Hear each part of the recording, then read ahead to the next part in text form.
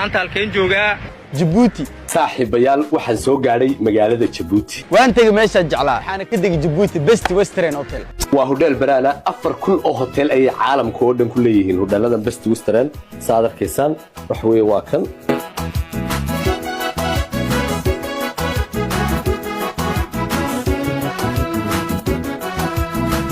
inaba caadi ma Best Western Hotel Janadiifkay Djibouti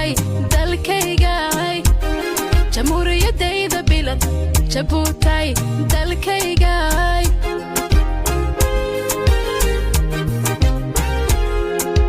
Janadiifkay Djibouti dalkaygay